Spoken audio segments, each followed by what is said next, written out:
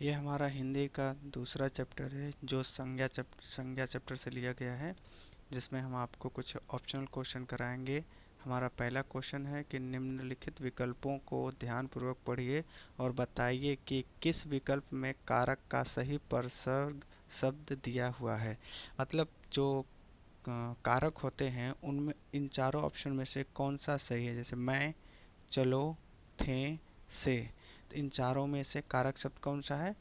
सो हमारा option number D जो है ये सही होगा। ऑप्शन नंबर डी हमारा राइट आंसर है। क्वेश्चन नंबर 2, मैं पेंसिल डैश लिखता हूँ। प्रस्तुत वाक्य में दिए हुए रिक्त स्थान की पूर्ति हेतु सही विभक्ति चिन्ह चुनकर लिखिए। ए पर, बी से, सी ने, डी के लिए। मैं पेंसिल से लिखता हूँ, ये ज़्यादा सूटेबल है, इसलिए हमारा आंसर नंबर बी सही होगा। क्वेश्चन नंबर 3, राम के हाथ से धनुष गिर गया, अपादान कारक है। राम हाथ से धनुष चलाते हैं। ऊपर दिए कथनों को ध्यानपूर्वक पढ़िए। इसमें पहला वाक्य अपादान कारक का उदाहरण बताया गया है। अब बताइए कि दूसरा उदाहरण किस कारक का उदाहरण होगा।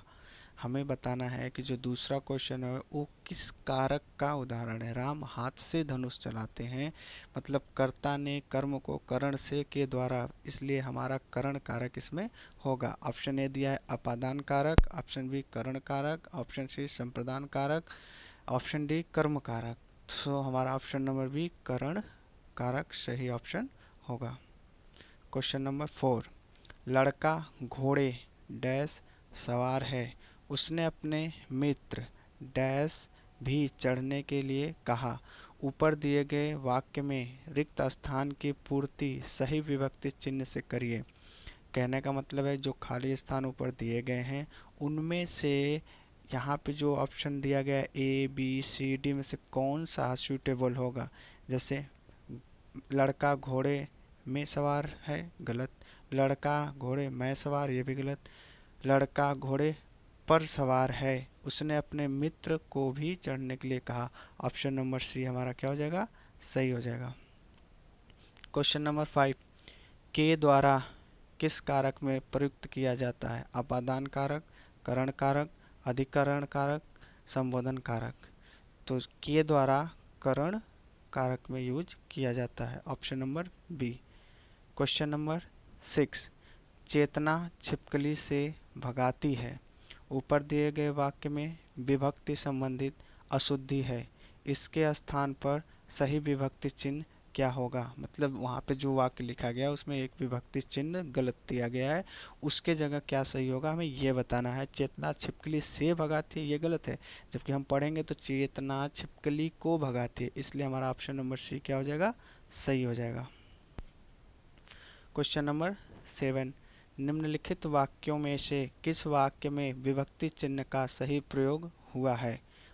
ए पुलिस चोर के देखता है, बी मुझे अंधेरे को डर लगता है, सी अमिताभ बेटे के साथ जाता है, डी छत से मोहन खड़ा है।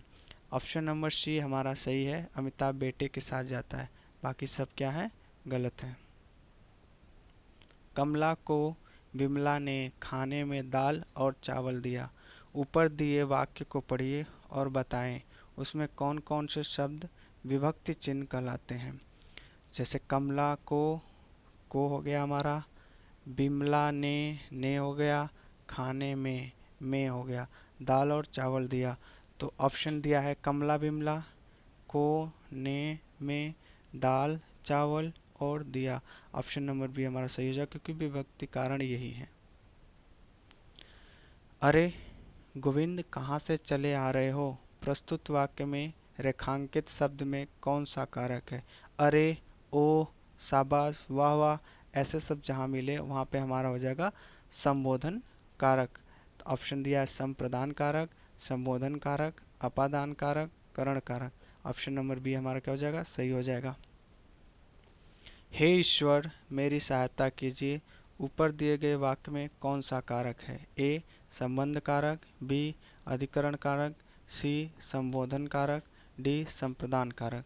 तो हे ईश्वर हमारी सहायता कीजिए, ये भी हमारा क्या हो जाएगा? संबोधन कारक हो जाएगा। नागेश और नारायण तुम्हारे मामा हैं। ऊपर दिया गया वाक्य एक वचन है या बहुवचन है? ऑप्शन ए एक वचन, ऑप्शन बी बहुवचन, option C A and B, option D none of the above. हमारा ऑप्शन बी सही हो जाएगा, क्योंकि नागेश और नारायण तुम्हारे मामा ये बहुत बहुवचन है, एक से अधिक लोगों की बात किया हुआ है। बहुएं शब्द का वचन निर्धारित कीजिए। ए एक वचन, बी बहुवचन, C A and B, D none of the above. बहुएं शब्द क्या है? बहुवचन है, इसलिए हमारा ऑप्शन नंबर बी सही होगा। डैश पान में प्रयोग की जाती है। ऊपर दिए रिक्त स्थान को सही स्त्रीलिंग शब्द द्वारा पूर्ण कीजिए। ए दालचीनी, बी मिर्च, सी सुपारी, डी हल्दी। पान में ना तो दालचीनी डाली जाती है, ना मिर्च डाली जाती है, ना हल्दी, इसलिए हमारा ऑप्शन नंबर सी क्या हो जाएगा? सही, जो क्या है? सुपारी है। धोबी कपड़े धोता है तथा डैश सुखाती है। ऊपर दिए गए रिक्त स्थान के लिए रेखांकित शब्द का सही स्त्रीलिंग रूप चुनें। धोने वाली, धोबिन, धोबन, बाधिन। तो धोबी कपड़े धोता है तथा धोबिन सुखाती है। ऑप्शन नंबर बी हमारा क्या हो जाएगा? सही हो जाएगा। Bharat, Japan, Sri Lanka, America. ऊपर दिए गए शब्द संज्ञा के कौन से भेद के अंतर्गत आते हैं? व्यक्तिवाचक संज्ञा, जातिवाचक संज्ञा, भाववाचक संज्ञा, द्रव्यवाचक संज्ञा। ये सारे के सारे शब्द व्यक्तिवाचक संज्ञा में आएंगे। पानी, दूध, घी, शरबत। ऊपर दिए गए शब्द संज्ञा के कौन से भेद के अंतर्गत आते हैं? ए समूहवाचक संज्ञा, बी भाववाचक संज्ञा, सी द्रव्यवाचक संज्ञा, डी व्यक्तिवाचक संज्ञा। तो ये हमारे सभी मटेरियल्स हैं, इसलिए हमारे द्रव्यवाचक संज्ञा में जाएंगे। लास्ट क्वेश्चन है, नीचे दिए गए किस वाक्य में कर्ता कारक है?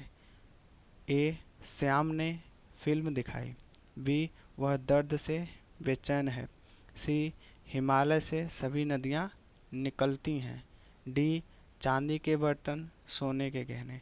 तो कर्ता ने, इसलिए हमारा ऑप्शन ए क्या हो जाएगा? सही हो जाएगा। श्याम ने फिल्म दिखाई, मतलब कर्ता ने, इसलिए न आया जिसमें, वही हमारा ज़्यादातर कर्ता कारक होता है।